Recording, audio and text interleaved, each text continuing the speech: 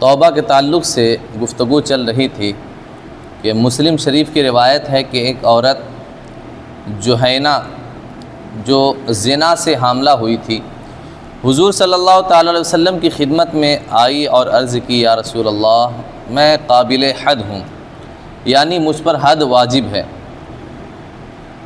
مجھ پر حد جاری فرمائیے۔ تو حضور صلی اللہ تعالی علیہ وسلم نے اس کے سرپرست کو بلا کر فرمایا کہ اس سے حسن سلوک کرنا، اور جب اس کا بچہ پیدا ہو جائے تو اسے میرے پاس لے آنا۔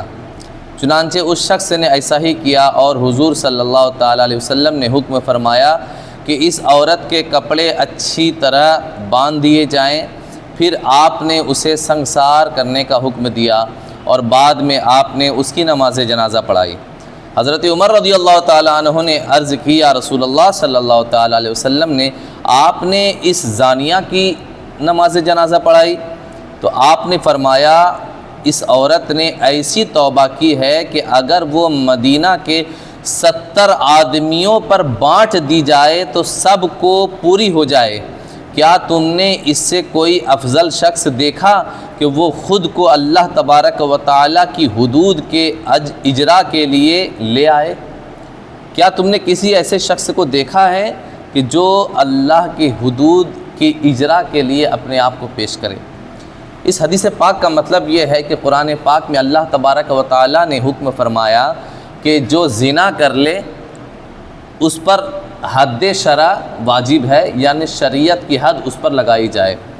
اس کے لیے اللہ تبارک و تعالیٰ نے حکم فرمایا کہ اگر غیر شادی شدہ نے ایسا کیا ہے، اگر زنا غیر شادی شدہ نے کیا ہے تو اس کو 80 کوڑے لگائے جائے، 80 کوڑے عورت کو بھی اور 80 کوڑے مرد کو بھی لگائے جائیں۔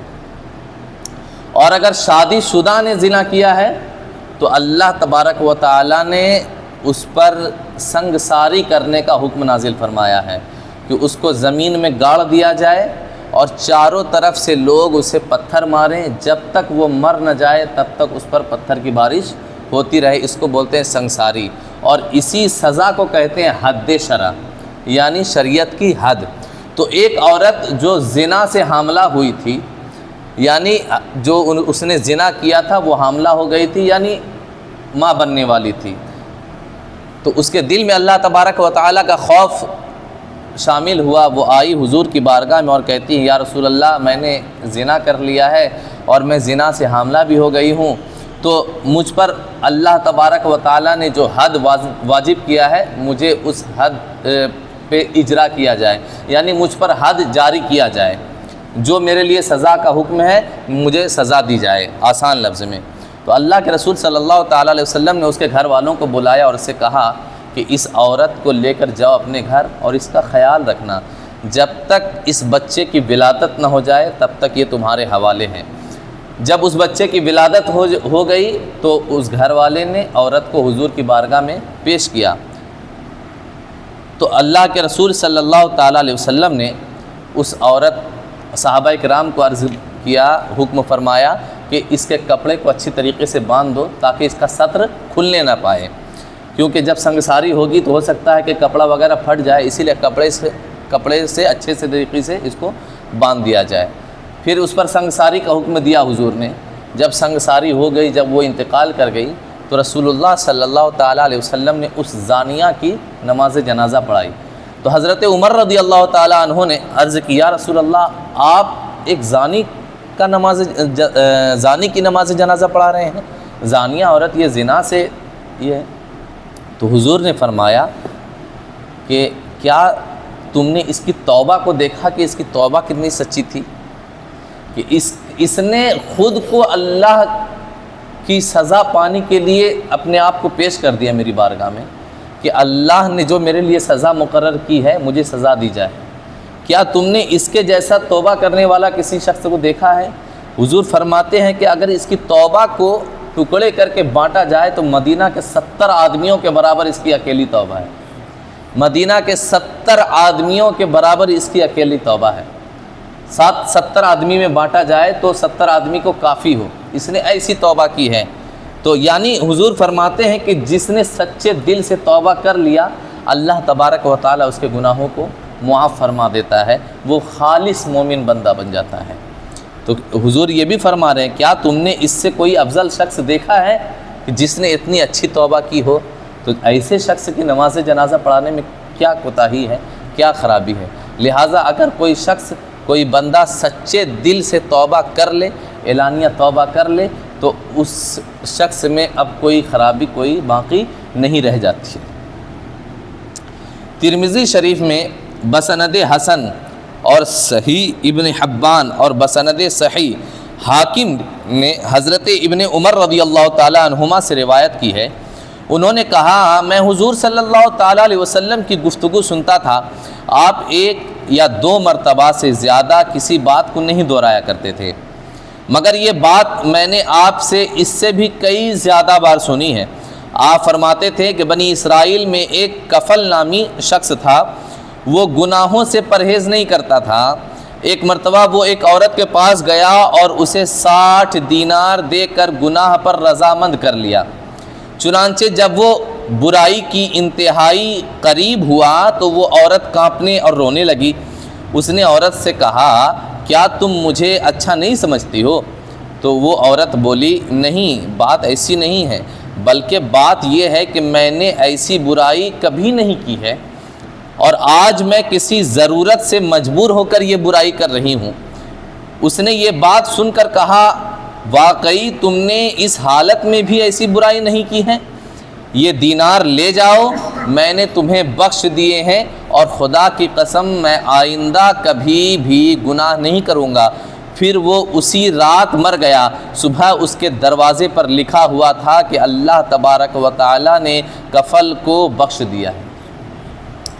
ایک کفل نامی شخص، یہی حدیث اور اسی مضمون کی حدیث پیچھے بھی گزری ہے گناہوں سے بچ جانے کے حکم میں۔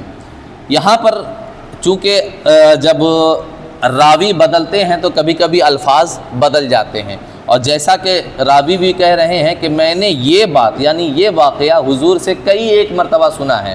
حضور کسی بھی بات کو 1 مرتبہ سے زیادہ، 2 مرتبہ، 2 سے زیادہ کسی بات کو نہیں کہتے، مگر میں نے یہ واقعہ کئی مرتبہ حضور کو کہتے ہوئے سنا، یعنی کہ جتنی مرتبہ حضور نے کہا ہو سکتا ہے کہ کبھی کبھی الفاظ حضور نے بدل دیے ہوں، ٹھیک ہے۔ تو اب اس کے پیچھے کے کچھ واقعات ہیں کہ عورت کے گھر میں بچے جو ہے کیا تھے، بھوکے تھے، اور اس کے گھر میں کھانے کو کچھ نہیں تھا، تو اس کے شوہر نے کہا کہ جاؤ کسی سے کچھ مانگ لے آؤ۔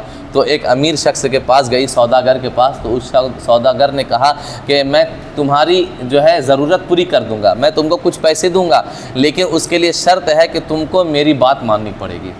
وہ بات کیا تھی؟ اس نے کہا کہ میں تمہارے ساتھ زنا کرنا چاہتا ہوں، میں تمہاری ضرورت کے مطابق تم کو پیسہ دے دوں گا، لیکن میں تمہارے ساتھ زنا کروں گا۔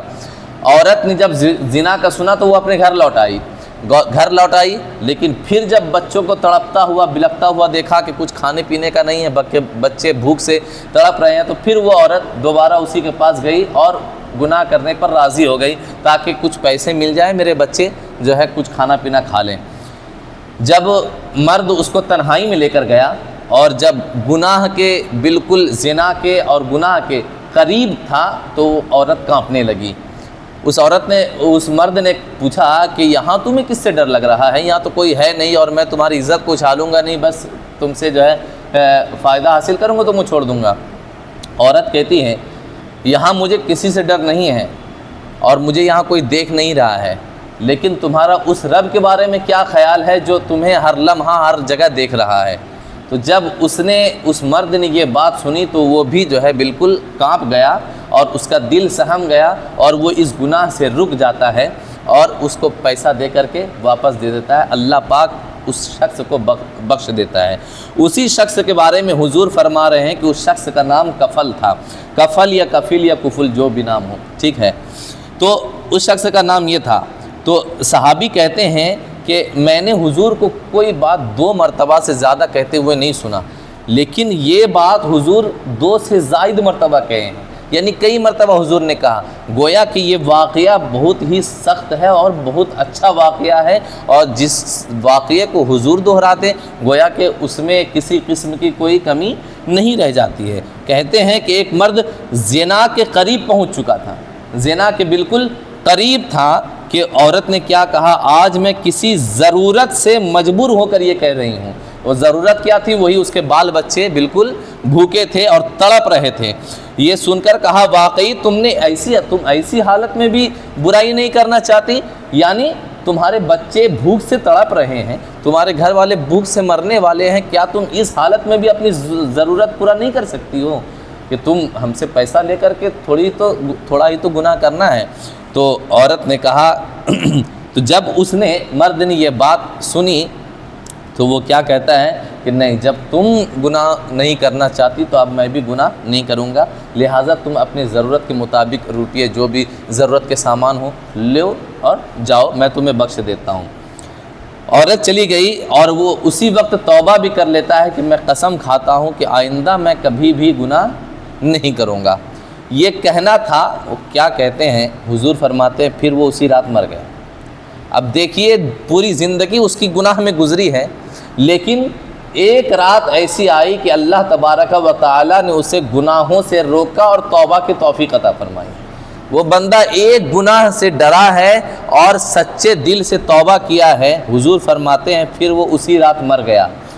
صبح اس کے دروازے پر لکھا ہوا تھا، صبح اس کے دروازے پر لکھا ہوا تھا، کس نے لکھا یہ اللہ اور اس کا رسول جانتا ہے، لیکن صبح اس کے دروازے پر لکھا ہوا تھا، کیا لکھا ہوا تھا کہ اللہ تبارک و تعالی نے کفل کو بخش دیا، اللہ تبارک و تعالی نے اس شخص کو بخش دیا ہے، یعنی اس کے گناہوں کو معاف فرما دیا ہے۔ کس وجہ سے؟ گناہوں سے خوف کرنے کی وجہ سے اور اللہ تبارک و تعالی کی بارگاہ میں سچے دل سے توبہ کرنے کی وجہ سے۔ لہٰذا جو بندہ سچے دل سے اللہ تبارک و تعالیٰ کی بارگاہ میں توبہ کر لیتا ہے، اللہ تبارک و تعالیٰ اس کے تمام گناہوں کو معاف فرما دیتا ہے۔ لیکن اس کے لیے ضروری کیا ہے؟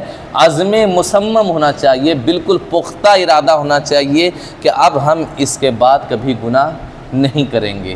یہ سچا ارادہ، اور دوسرا ارادہ کیا ہو کہ میں نے جو کیا گناہ وہ گناہ برا تھا، گناہ کو برا سمجھ کر اور پختہ ارادے کے ساتھ برا سمجھ کر گناہوں کو اس کے نہ کرنے کا ارادہ کر لے بندہ، استغفر اللہ ربی من کل ذنب واتوب الیہ پڑھ لے، اللہ تبارک و تعالیٰ اس کے گناہوں کو معاف فرما دیتا ہے۔